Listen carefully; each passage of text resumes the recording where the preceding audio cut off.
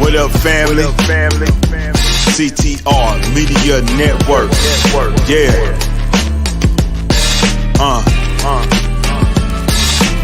Best in the biz. Yeah. Join the team. CTR is who we are, the media network, that's the best by far. Whether you listen at your home, at your job, in your car, come get the information that's needed above par. Never lasting, motivational podcasting, giving you the answers to the questions that you're asking. Serious talks and topics, how to come up and profit, how to better yourself, your health is here, we got it. Reaching 350 million, they tuning in. We in 50 different countries, we all can. And like-minded, find your purpose and your assignment. Come get your fix, your feel, your mental alignment. Get active and speak to the masses. Build your influence all levels and all classes. Now you know you can monetize and grow. CTR Media Network, start the show.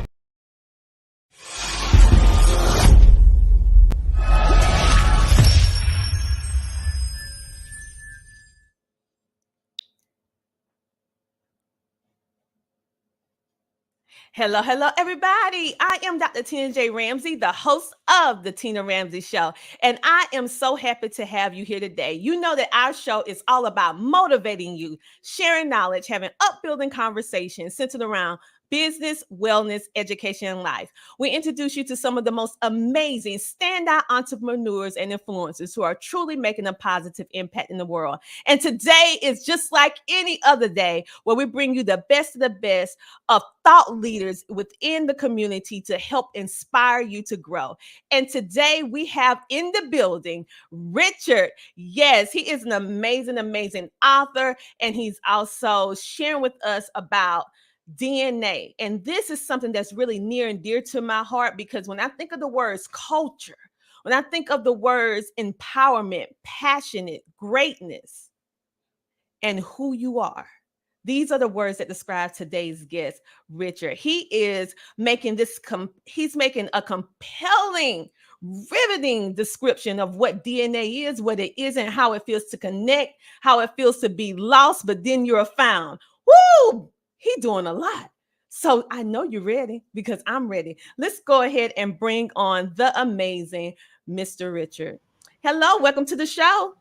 Thank you so much. I was really just rocking out to that intro. I was, you had me just bobbing my head over here. I said, okay, I'm ready. Thank you so much for inviting me on. I'm just so pleased to be here with you today. Oh, I am pleased to be with you today, because you're speaking about a topic that many people don't know. I have been on my personal little journey of finding myself, finding who I am, my culture, my tribe. And when I saw what you do, I was like, oh my goodness, I have to have this conversation with you. Not only you're a coach, but you're a speaker and you're an author. And you're passionate about this topic of finding yourself, and you tell about your journey as well. So I want to know, many today are now, just like myself, are now just learning more about our ancestral roots. What do you want to say to individuals like myself and to them? Okay. What I tell people, because one of the things that I get when I start talking about this is sometimes people are a little apprehensive. They say, nothing wrong with our culture. And I, absolutely right. We have a rich culture. I even talk about this in the book. We have African Americans, Afro-Brazilians, Afro-Caribbeans, wherever the descendants of the former enslaved are, we have developed wonderful, rich cultures. We know that our culture is rich because the African American culture and others are copied around the world. So I tell people my one question I can tell. I tell people I can prove with one question that we're exceptional, and the question is this: who are the most copied people in the world? And we know the answer is descendants of African descendants, whether it's Africans, African Americans, Afro-Caribbeans, Afro-Brazilians. Mm-hmm. We are the most copied people in the world, and you only copy what you admire. No one copies what they don't like. So the fact that we're copied means we're exceptional. But if you're copied after a 500-year negative stereotype that everybody knows, but they still copy you, that means we are super exceptional. So I say, yes, we're exceptional. But the analogy that I've come up with is the full moon. Because when we look at the full moon, it's beautiful. Songs are sung about it. We just love, once a month to go out and see the full moon. Mm-hmm. But every time we look at that full moon, there's a part just as big that is unseen and unknown. It's the dark side of the moon. Mm. It's a great analogy for us because our rich African American culture is like the full moon. Beautiful, right? But then there's a side that we don't know. And no fault of our own. It's the legacy of enslavement. So we have the technology now, so we can go and find out. There's two different types of tests they can do: the country test and the tribal test. But I found out by just visiting Africa. I mean, I was kind of backed into it. I wasn't actually looking for my roots. I was just going with my doctor to visit Nigeria, and I was just so excited about that after having gone to the Independence Day celebrations and gotten exposed to things like a goosey soup and pounded yam and all that. This Nigerian food, and then the fashion. Oh my goodness!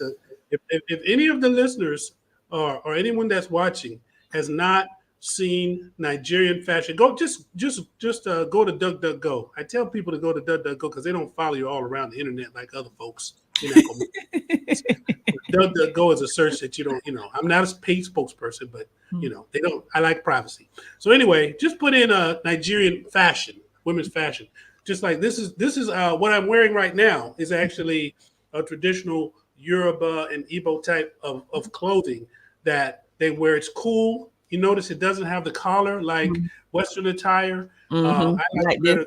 This particular one has the where you can have the cuffs, but I have them also where you don't have the cuffs. But it's just so comfortable. And when I wear this out, oh my goodness, the compliments. People, they'll stop me in Costco. I really love what you wear. I mean, of all different races, not just African American. Now, the African Americans will tell me, "Hey, where did you get that from? I want to get me some of that, right?" Mm-hmm. So that because we connect to that culture, this is all part of that culture, and so that's why I tell people that it is transformational. Mm-hmm. Connecting to your roots is transformational.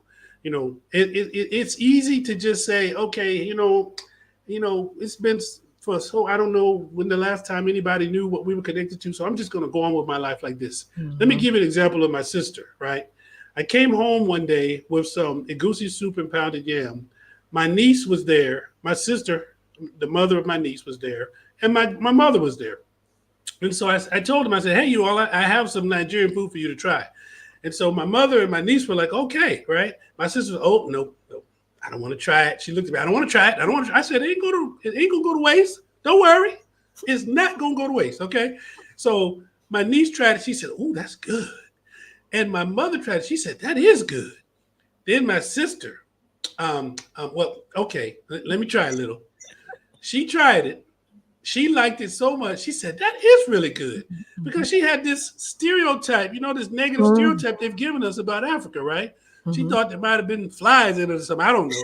But anyway, the bottom line is she was like, it was so good. And then she found out a few days later at work, because I joined the local Nigerian community. Mm-hmm. She found out a few days later that one of the people in the community who was a Nigerian worked with her, right? Because they were just talking and everything like that. And then she said, the next time you cook some egusi soup, would you bring me some? Now here it is, from I don't want to try it to bring me some egusi soup, right? Mm-hmm.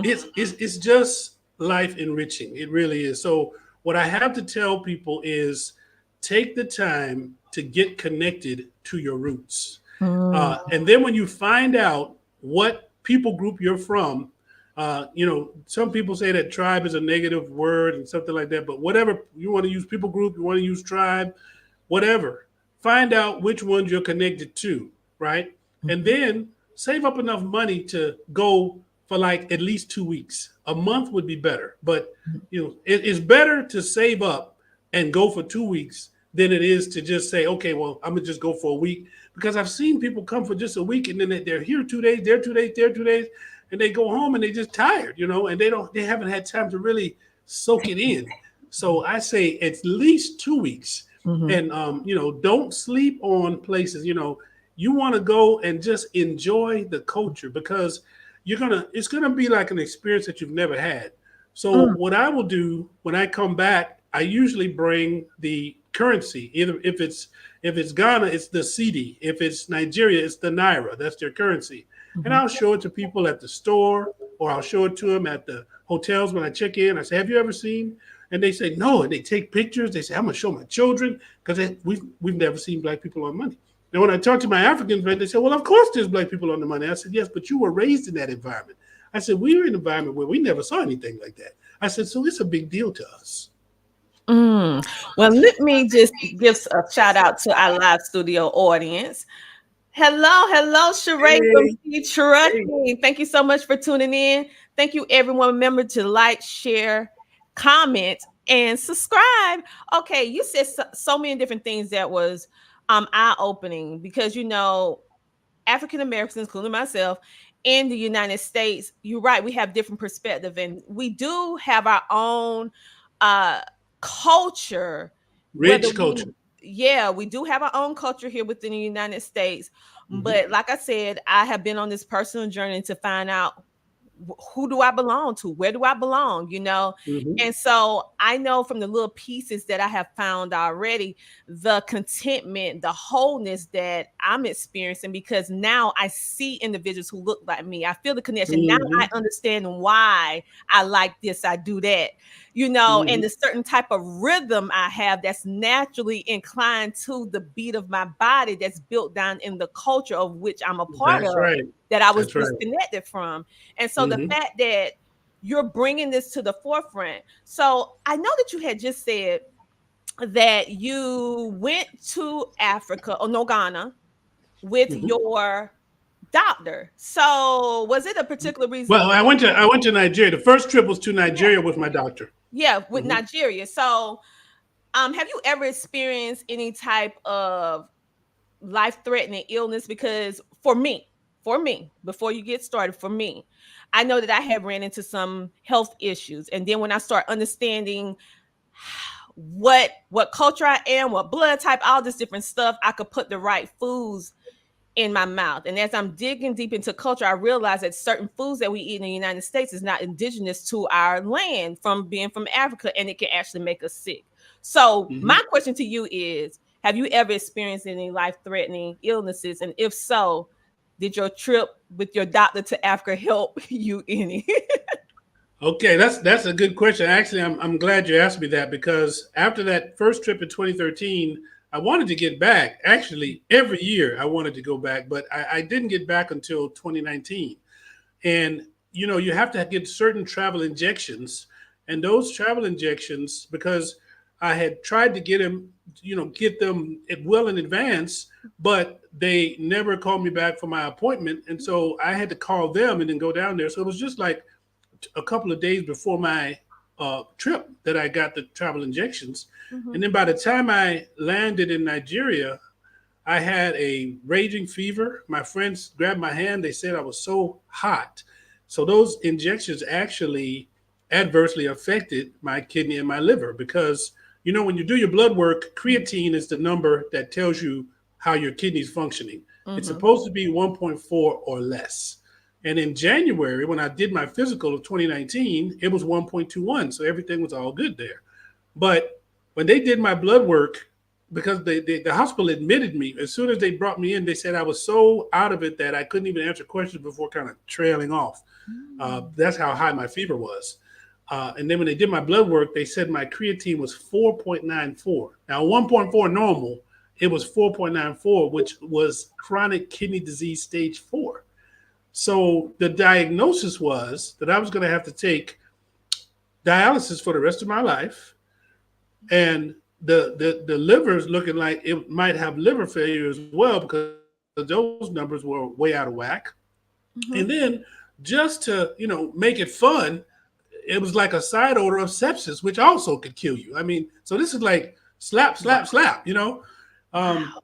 but fortunately, the Lord had given me a prophetic word 3 years before to the month. It was June of 2016, and He told me that I was going to be. The things that He had put into my mouth were not just for my state and not just for my hometown. He told me to get ready to travel.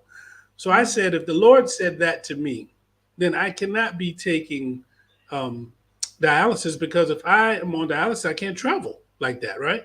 Like the Lord said. So I told the doctor after she gave me the diagnosis, because she told me that with chronic kidney disease, it is medical science says it's impossible for the number to go down. They said if you do the right things, you can maintain, but it can't reverse. That's what she told me.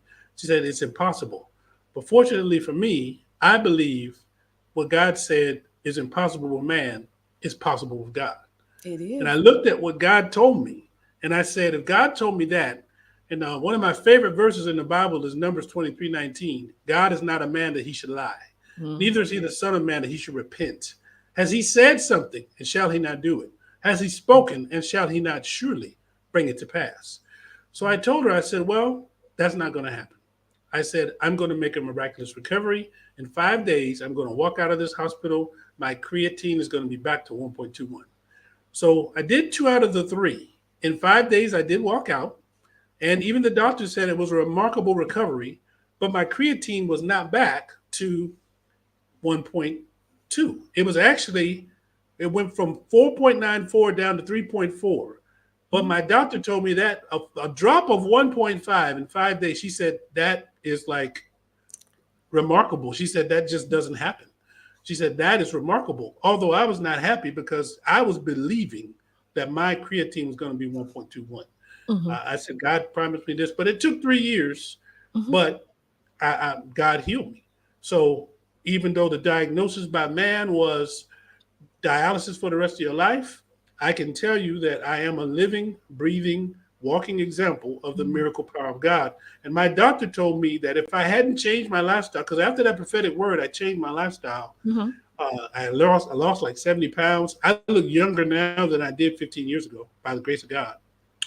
But if I had not, my doctor here, when I got back, he told me, he said, if you had not changed your lifestyle, you would have died. He said, there's no question in my mind that you would have died. He said, you losing that weight, you eating, changing to organic, drinking green tea and lemon, which is putting more high alkaline in your body because, cancer likes acidic body. Yes, sugar, soda, all that stuff. And so I'm trying to make sure my body's alkaline. I eat papaya, fresh pineapple, things like that, so my cutting board is used all the time. I got me some sharp knives, and I use my cutting board all the time, for whether it's vegetables. Matter of fact, just before this show, I didn't have time to finish cooking it, but I have my chopped up cabbage and onions ready for after the show. So I'm going to go in and cook me up some cabbage and onions, But I do all of that because I changed. When God told me what he told me, he said, I'm going to strengthen you in the natural and in the spiritual. And he knew what was going to happen 3 years later. And I just thank God, because if he hadn't done that, I probably would not be here talking to you today. There's no doubt in my mind. And I just praise God because I am a miracle. If anybody listening or watching has never seen a miracle, just look at me, because I'm telling you, I have the medical records to prove what I'm saying. The doctor even wrote miraculous. I mean, not miraculous, because doctors don't like to say yeah, I know. But she said a remarkable. It's in the record. She said the patient has made a remarkable recovery. What makes it so great is because I told her before. I said, this is what's going to happen. I'm going to walk out of here. I'm going to be healed. And the only thing that didn't happen is the 1.21. But by the grace of God, it took 3 years, but I'm totally healed. Yes, but three is complete though. So let me give some love to our virtual studio audience who are tuning in from all over the world. We have Teresa in the building. She said hello. We have Sheila here. She said, love this. Sheila, she said, wow, when you was telling your testimony. Thank you, Sheila. Then she put up her hands like, oh, praise God. Woo, woo. And then Teresa said, preach, God is a healer. He's a healer. Yes, he is. Yes, he is. Yes, he is. So you guys, what we're going to do right now, we have to take a commercial break, but we'll be back in a moment with this riveting journey about how Richard took all of this information and how he is not only found his way, but how he's helping us to find our way as well. And it's all wrapped up in your DNA. We'll be back in a moment.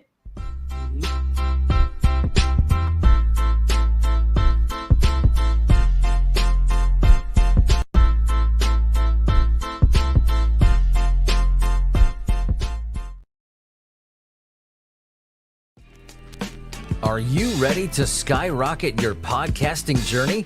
Look no further than The Power of Podcasting by Dr. Tina J. Ramsey. This book is not just any ordinary guide. It's a game changer that offers insider strategies, captivating content creation tips, proven techniques, and monetization secrets. But that's not all. When you purchase The Power of Podcasting, you also receive a complimentary bonus, Dr. Ramsey's sought-after podcast 30-video course valued at $999, absolutely free. It's no wonder this book is a #1 bestseller on Amazon and has been rated one of the top 10 best new podcasting books to read by Book Authority. Dr. Ramsey's expertise and practical advice have earned her acclaim in the industry. So, what are you waiting for? Take the leap and unlock your podcasting success today. Grab your copy of The Power of Podcasting, Unlocking Tips and Strategies for Podcast Success by Dr. Tina J. Ramsey on Amazon, or visit their website at ctrmedianetwork.com. A link will be provided in this episode's description. Your podcasting journey starts here.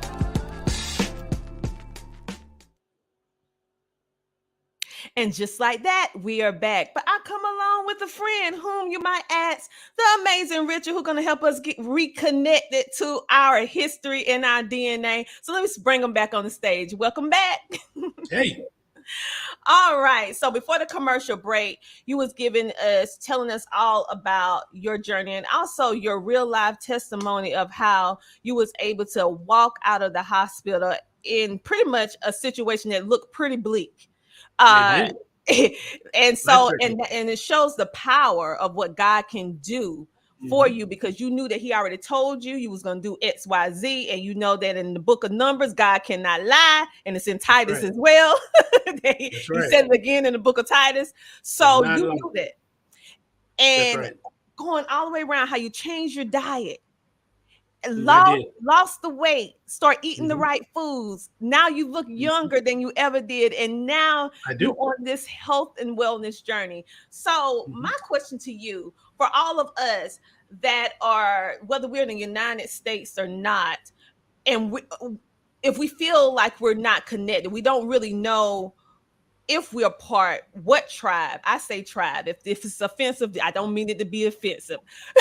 But what culture, what part of Africa, what's the name of the people who you are a part of? If you don't know that, what does it look like for us to add that ancestry culture to the culture that we already have? Because some might feel like we dismissing what we built here in the States if we give attention to our ancestral roots. How do you think we can navigate that and give respect to both areas?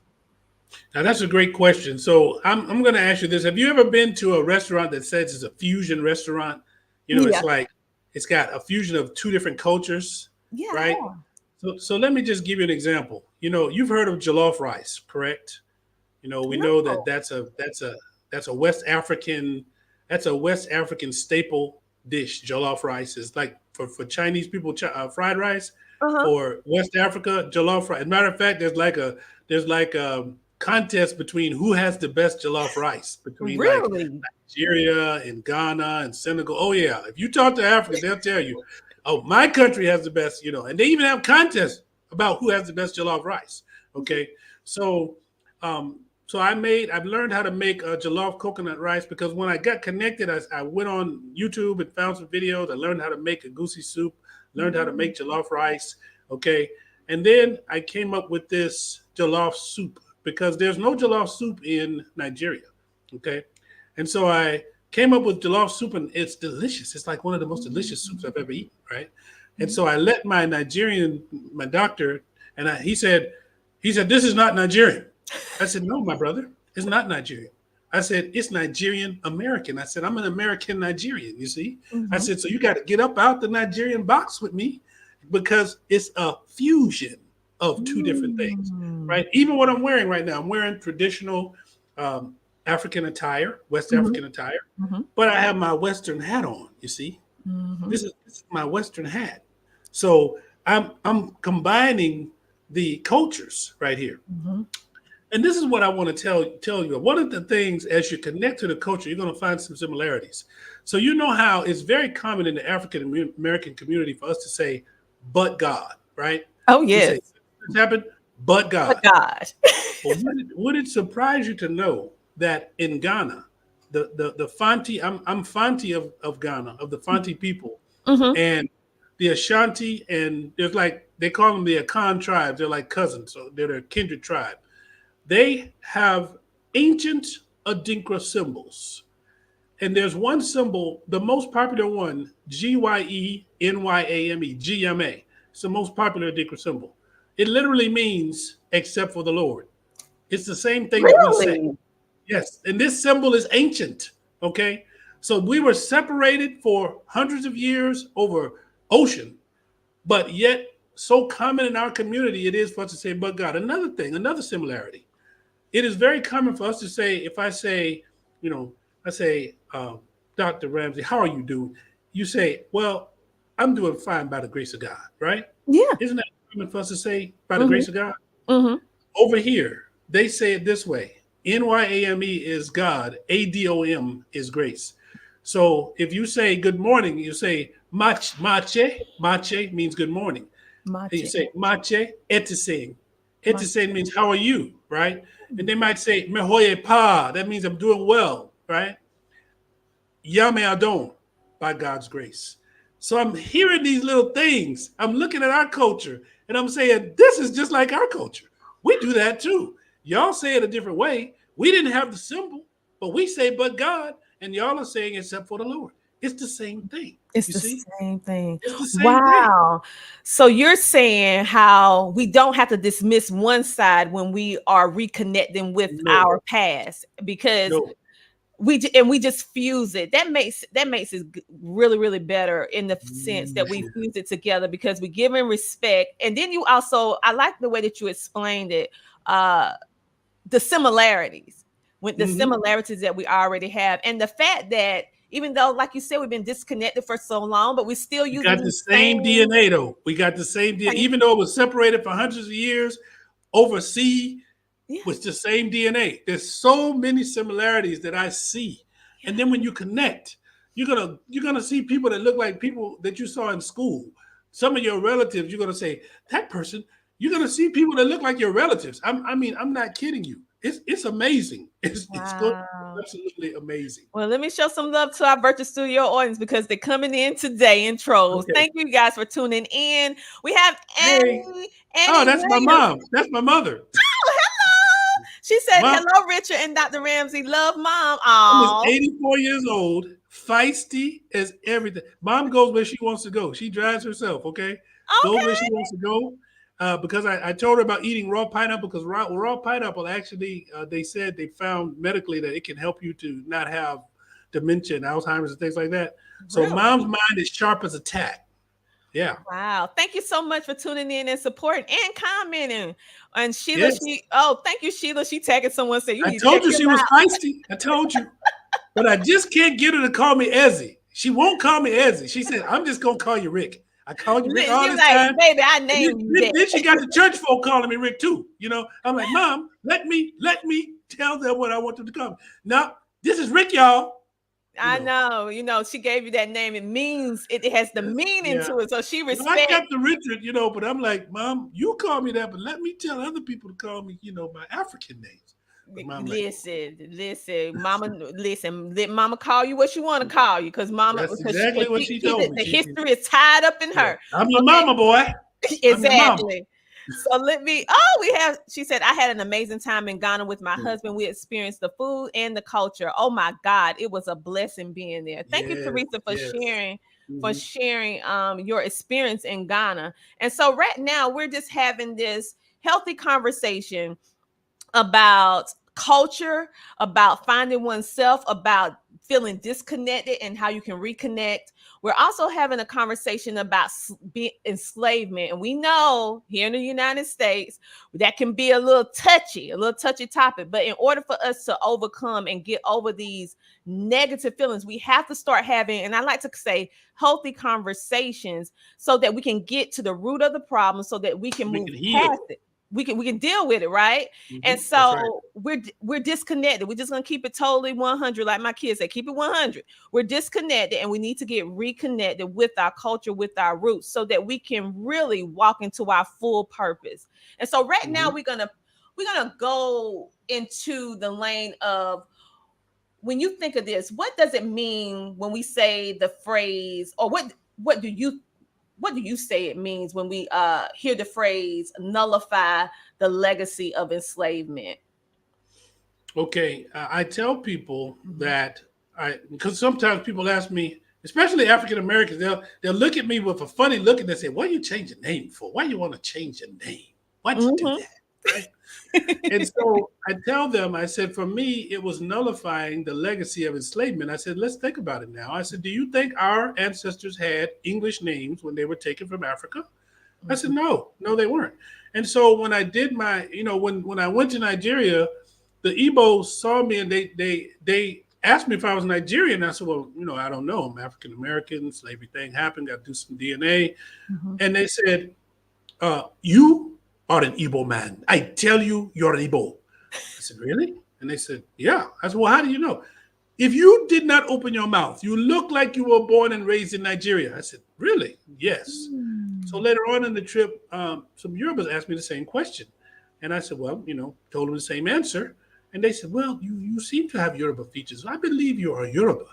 And so I was like, okay, well, let me do my DNA. So when I did my DNA, I found out I'm Igbo and Yoruba on my father's side.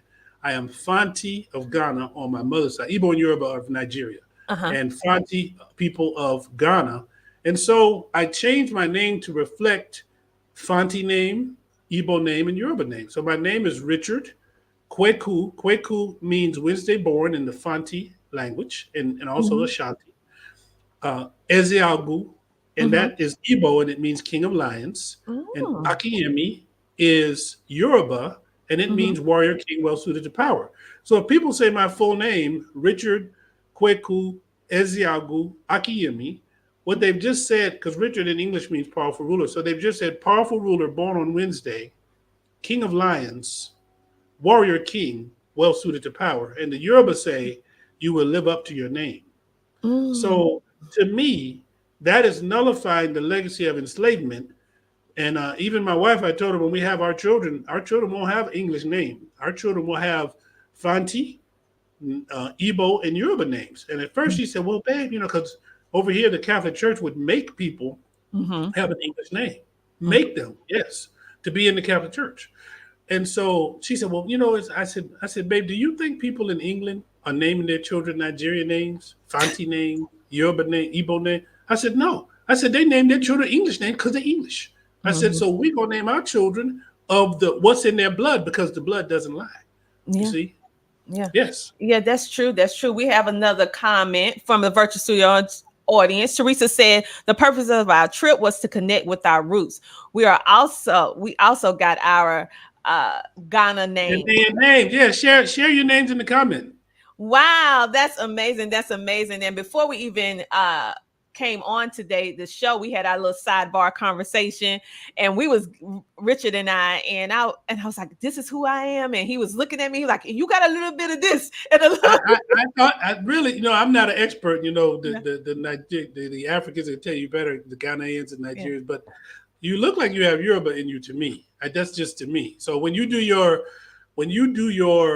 the one that tells you the people group or the tribe, then you'll know exactly, and you'll be able to drill down into that, because there's a food, there's a culture that go with it, and the food is delicious. For anybody that hasn't tried West African food, it is delicious. Wow. Oh, she put a name out. So wow. Afia. I think that means born on Friday, if I'm not mistaken. Afia. Is Afia born on Friday? I think that's what, just like Kweku means born on Wednesday. Wow. I think Afia is born on Friday, if I'm not mistaken. It's one of the days. It's one of the days. They call them spirit names in Ghana. And of the Akan tribes, they do spirit names. So just like, you've heard Kwayese, like Kwayese when he changed his name. I think Kwayese is a Sunday born. Then there's Kwajo, which is She said Monday. yes. She said yes. Okay, so Afia is Friday. Okay, Yeah, she said yes. I know the men's was better than the women's. I know Okay. Ya is Thursday. Mhm. Yao for men, Ya for women. So they call them spirit names. And most of the Ashanti and Fanti, they named their children. The first name is that spirit name, the day of the week that they were born. Wow, wow. I mean, this is so enlightening, this conversation. And I feel that I'm getting more and more of my connection. I'm enjoying this conversation. Thank you guys for the virtual studio audience that's actually sharing your journey. Yeah, Our thank you. audience that's sharing and everyone that's tuning in. Make Applause sure for to the studio audience. yes. Double high five for the studio audience. Yeah, high five. Okay. And so what people don't know, this is what he actually have a book, right? And so I want to encourage everyone to go pick this book up because I actually ordered it as an ebook and a paper copy because I couldn't wait for the paper copy to come because Amazon, you need to speed up the shipping. But he has a book, and the book is actually titled Found My People. And it's a compelling, inspirational book that he's writing about how he found his people. And so right now I want you to tell us just a little taste about why you decided to write this book and why did you decide to name it I found my people, found my people. Why did you decide to do that? Okay, that's a super question. There's some particular things about African Americans. We're the only Americans that are called by a continent instead of a country. I want you to think about this for a moment. We call ourselves African Americans. Mm-hmm. Most of us has never tasted African food. Mm-mm. We're the only Americans that's true. Do you think any Italian Americans never tasted Italian food? How about people from India never tasted Indian food? No. How about people from China never tasted Chinese food? No. Every other American, whatever name they have, they're intimately acquainted with their food and their culture. Okay. In the 7th grade, one of the stories I tell in the book, in the 7th grade, we had Cultural Day. I'm sure a lot of y'all did too. I'd be interested to know what other people bought on Cultural Day because I didn't know anything about a goosey soup and pounded yam when I was in the 7th grade. So I bought tacos, and they weren't good tacos because we didn't eat tacos that much. So we didn't really, have the professionalism down. So we're the only people that call ourselves by a continent, because if you talk to people if they come from the East, they don't say, we might say Asians, but if you talk to the individual, they'll say, I'm a Chinese American, I'm a Japanese American, right? Mm-hmm. If they come from Europe, they'll say, I'm a German American, or I'm a Spanish American, I'm an Italian American. Well, we say African American, but there's 54 countries in Africa, okay? Yeah. And each country has many tribes. Like Nigeria has like 200-something tribes, over 200-something tribes, actually. And then we have had so many names, like Negro, Black, Colored, African American, and now for anybody that is on here and doesn't know, that the new seat they want us to sit in is called BIPOC, Black Indigenous People of Color. Oh, that's the new name for us, right? Marcus Garvey once said, a people without the knowledge of their history, origin, and culture is like a tree without roots, know? True. And so it is time for us to reconnect, because what is in our blood is undeniable, okay? And when you do reconnect, because there have been people that told me, oh, you're not Nigerian. This is what I tell people. When somebody tells me that, I look them straight in the eye and I tell them this. I said, when you know who you are, it doesn't matter what anyone else says. Yeah. I know who I am because the blood doesn't lie. I said, I am of the Fanti people of Ghana. I'm of the Igbo people of Nigeria. And I'm of the Yoruba people of Nigeria. And because in the 70s, you all may not know this, but in the 70s, you probably do, but many of them listening may not know, but there was a civil war in Nigeria, and it was the main two that were against each other were the Yorubas and the Igbos. Mm-hmm. So a lot of times when the Igbos and the Yorubas, when I tell them that I'm Igbo and Yoruba, they say, huh? How could that happen? I said, anatomy and physiology. Y'all know how that happened. Now, I don't know why you're asking me how that happened. You know how that happened. But at any rate, then somebody told me, well, you're going to have to choose one because they don't like each other. I said, telling me to choose one of the cultures that I just learned about after 50 something years is like telling a parent who had lost a child or children for several years and then they just got their children back and they said, okay, now you can only pick one. The other two got to go back to the other family. No, not going to happen.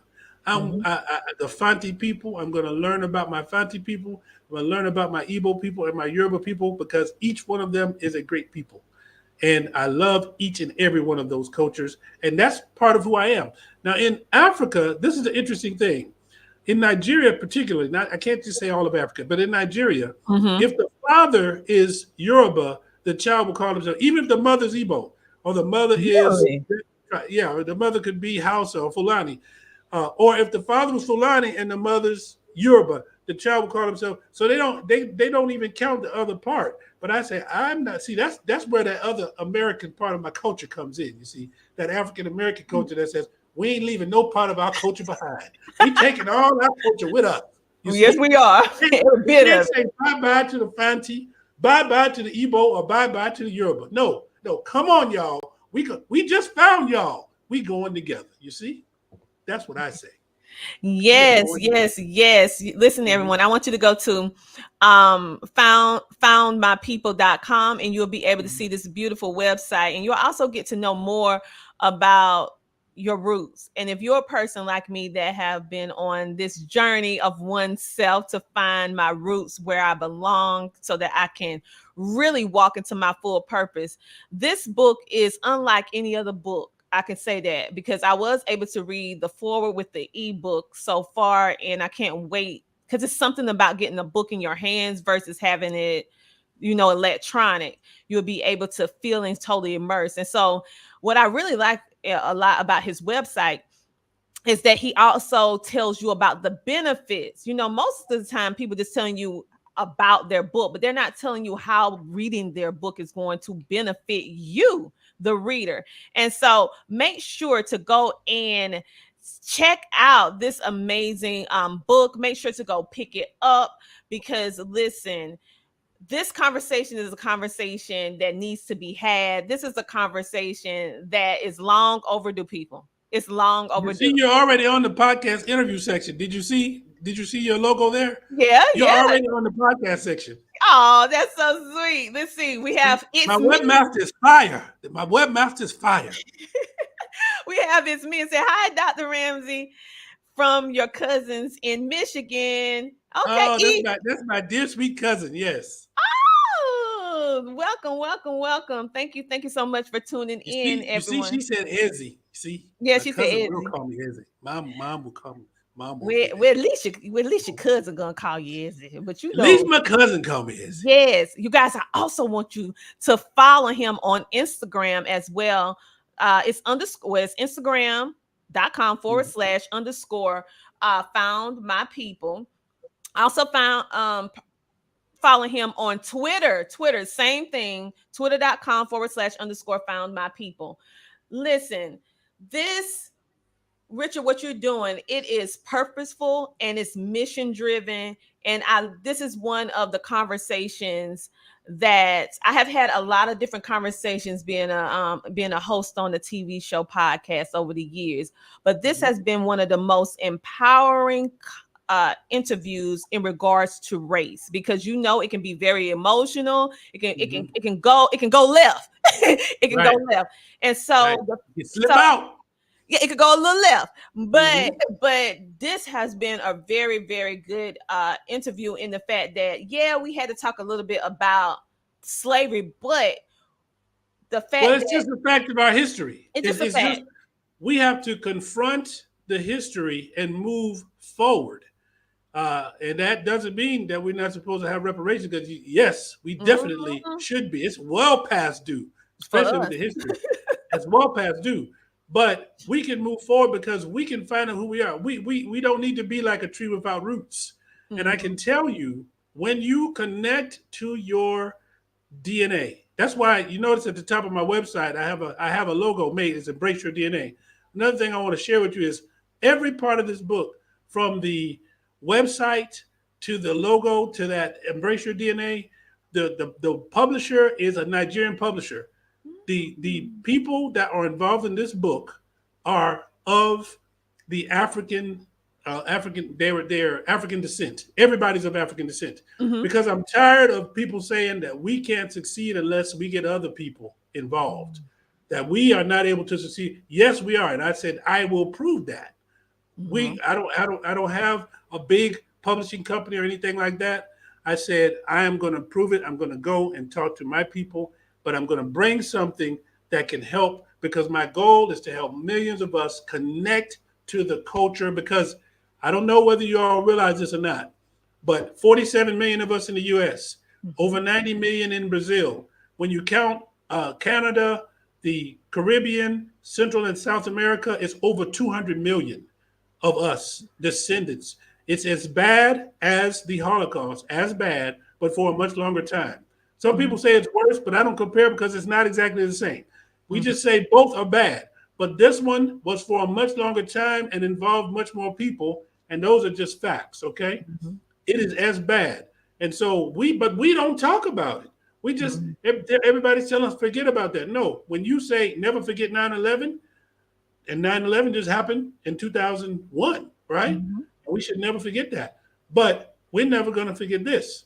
And it's time for people to know, because one of the things that they've done is made us think that we're inferior. But when I started doing my research, I found out that the most, and this is what I want everybody listening to know, the most educated group in America is not the Asians like they try to tell us. That is a lie. The most educated group by percentage of degrees is the Africans. First is Nigerians. They get bachelor's degrees at a rate of more than 2 to 1 compared to native-born white Americans. And they get advanced degrees at a rate of more than 3 to 1 compared to native-born Caucasian Americans. And that's just a fact. O'Reilly, the Bill O'Reilly that used to be on Fox with the No Spin Zone, he actually did a show and talked about this. And they're the highest earning group. So they are literally the most successful group that has ever set foot on U.S. soil. And they don't want us to know that. But I want y'all to know that. And so this book is, so basically I want you all to share this, not just because I want to sell books, okay? The main goal for this book is to connect us back so that we can put our roots back. And if you look, and because you bought the book, I have a fact sheet, because there's deep cultural meaning on the cover of this book. There are 10 ancient Adinkra symbols. I picked each one because of what it means. And I have a fact sheet for those that buy the book. So Dr. Ramsey, I will be sending you yours. These Adinkra symbols. And the one that's most ubiquitous, the little bird like that's looking back, is called the Sankofa. And that Sankofa, it's ancient now, ancient Adinkra symbols. This is from Ghana. The Sankofa means there's no shame in going back and getting what is at risk of being lost. And so when I connected to my roots, I got that which was at risk of being lost. And that's why the Sankofa is on there. But there's 9 other Adinkra symbols. One of them, the one over found my people, you see it's 3. Those the one in the center is the GMA, the one I told you was the most popular one, the one that means except for the Lord. That's what that means. And I put 3 because one for the Father, one for the Son, and one for the Holy Spirit. And that's why those are the way they are there. But each one of these Adinkra symbols has a particular meaning. And everybody that gets the book, come back on the website, contact, say, hey, I've got my book. I want to get the fact sheet to tell me the significance, the rich cultural significance embedded in the cover of the Found My People book. Wow. That is that's powerful. Okay, so what we're going to do, we're going to take one more commercial break, and then we're going to come back with one more wrap up question, and then we're going to say goodbye until next week, people. So make sure, if you need to get your little snack, a little beverage, go ahead and get it while we have our commercial break, and we'll be back with Richard. Okay, we'll be back with Richard. We'll see you in a moment.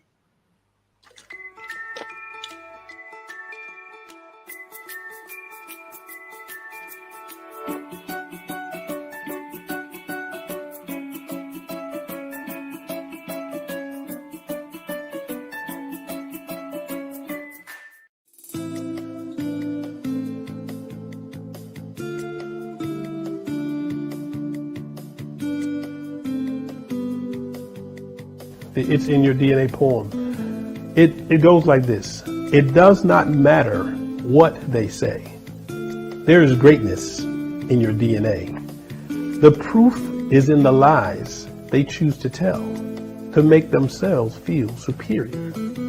They point to chaos in different places, but hide what their hands did to bring it about. There is greatness in us, but they don't want it out. I think they know they could not compete if the field were level and they couldn't cheat. So on they go, lives filled with lies to make pretend and rationalize. They say all is equal. Why do you complain? Pretending that the constant lies have not changed the game and made people perceive just by your skin who should lose and who should win. There are some things you have to know. Don't wait for someone to tell you so. Reject the lies of yesterday. Embrace the greatness in your DNA.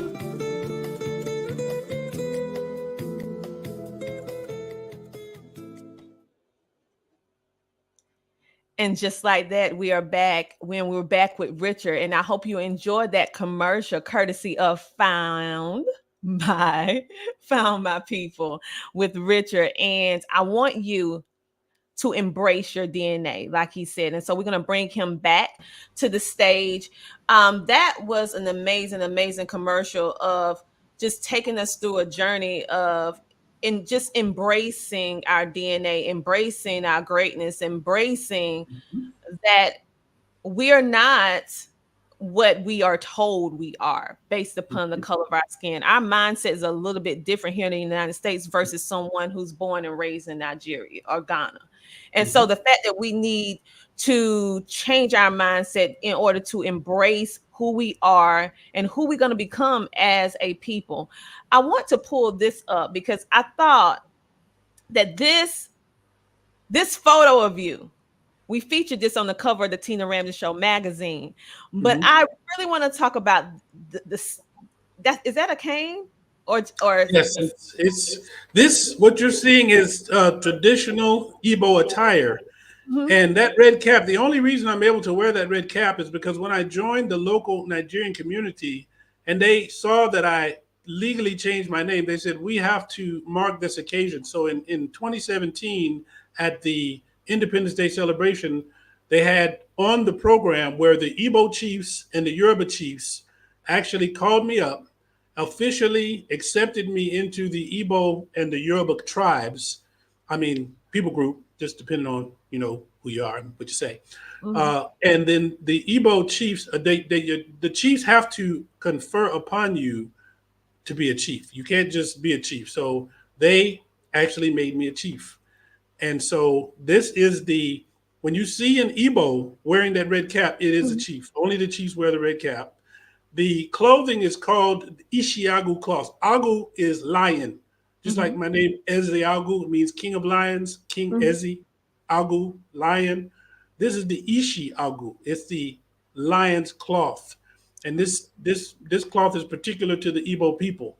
The necklace, this bracelet also, this is particular Igbo attire. And the 04 is the cane. And you see the lion. You see there the lion. So yes, that is traditional Igbo. That's the kind of attire Igbo chief will wear. Wow. And I did not want to let this episode go by without giving it the spotlight that it needed in order for us to be able to connect. And many of us, we're still on that journey like myself, but it's so refreshing to hear your journey, to feel the confidence come through. And I want all of us to feel that. I can't wait for my book to get here. But listen, you guys, you can go to Amazon right now, or you can just go to foundmypeople.com. Yes. And go and purchase it, foundmypeople.com, and go ahead and pick up this book today to get connected with your roots, to get connected with who you are and why. I mean, I didn't understand why I did things the way I do it until I started digging into my DNA. And then I realized that's indigenous to the people who I am. We do this, certain things that we say, a certain rhythm, like I can hear a beat. And my body just naturally moves to it. And it's indigenous to well, the peoples or the tribe, whichever terminology you want to say, That's right. the same thing. And it wasn't, I didn't even know I was doing it until I start digging. And I was like, oh my God, I do that all the time. I say that. So really, it's a connection that we all need. And it is something that we really need to have these healthy conversations, and also go to individuals like Richard, who actually have the information and can kind of walk us through hand in hand on this journey of reconnecting oneself. Okay. So, Richard, is there Yes. anything else you would like to share with our audience today? Yes. First of all, I want to say hashtag we are exceptional, because I want you all to think about this. Anytime somebody might try to make you feel inferior or something like that, or by the color of your skin, number one, the tanning booths around the world make billions of dollars because people like darker skin. That's number one. Number two, a lot of people won't get in front of a camera until they get the color put on their skin. And we don't have to get that done. The melanin, a lot of people are using Botox to do what melanin naturally does for our women. You should see my mother, how good she looks at 84 years old. My mother's 84, and there's some people, that are other younger that don't look nearly as good as my mother does, right? So I want you to understand hashtag we are exceptional. But what I want to leave you with is this, because the poem that you saw, that they just saw, that God gave me that on Badagry Beach, which is the point of no return. If any of you have Nigerian ancestors, Badagry Beach, a suburb of Lagos in Nigeria, is where the last place that they set their foot on the African continent before they were taken away. But there's another poem that God gave me, and it's the same title as the book. It's called Found My People.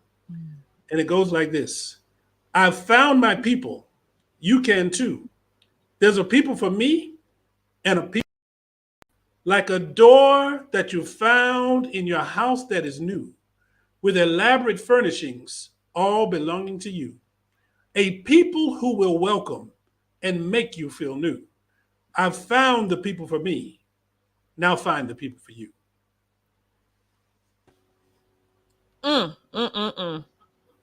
That was simply amazing, you guys. So make sure that you go to foundmypeople.com and make sure that you go and purchase that book.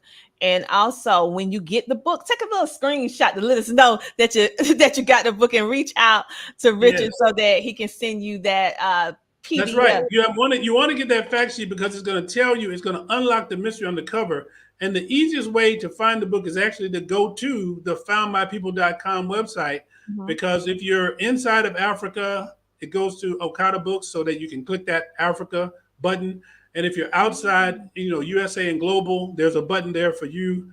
And so it'll take you to whatever Amazon is the closest place to you in the world. So the easiest way to get the book is actually to go through the foundmypeople.com website. And then you have the beautiful video. And, if you scroll all the way to the bottom, there's this great picture of, there's just like handsome guy at the bottom that you can see, this nice picture of. So, I'm not going to say no names, but, and then there's a podcast section, there's a podcast section right there where you can listen to podcasts that I've been on. And so, there's that handsome guy right there. Yeah. So make sure you go to foundmypeople.com and make sure you go check out all of this amazing information. You can even listen to previous interviews that he has had as well. And as you can see, he make it super duper easy for you to be able to get the book, no matter what four corners of the earth you find yourself at on today, whether you USA, whether you're global, whether you're in Africa, you can still connect and be able to easily get your copy now. Thank you so much, Richard, for stopping by the Tina Ramsey Show and sharing. Thank you. I've had a great time. Oh, I did too. I really did too. So right now, you guys, I want you to know that if no one told you that you're amazing, that you're worthy, and that you're valued, I want you to know that I love you, and I'm saying that you're amazing. And until next time, what do I want you to do? I want you to do what? Keep smiling. Okay, I'll see you guys next week for the Tina Ramsey Show and podcast at 7:30 p.m. EST, because it's time for you to come share, shine, and grow on the Tina Ramsey Show. Bye. Bye.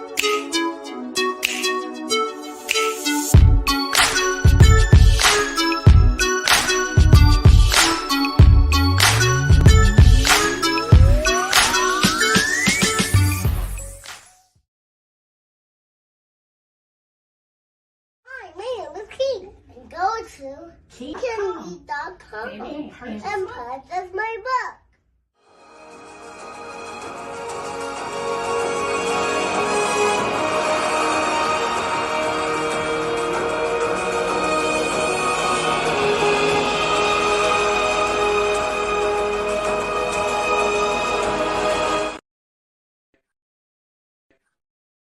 Well, you have any closing remarks before we head out? Y'all, please support the movement of CTR Media Network. I'm telling you, being a part of this amazing media family, I can't go wrong, right? They have the support. They support us in all that we do. If we have questions, they take the time out to advise and mentor. So definitely check out the different plethora of shows that are on the network. I promise you, and I'm not saying this because I'm part of the family, but I promise you, you will be uplifted, inspired, educated, motivated, all the good stuff that we all need to carry ourselves out through the day. So definitely go check it out, y'all. Awesome. I definitely appreciate it. We definitely appreciate it.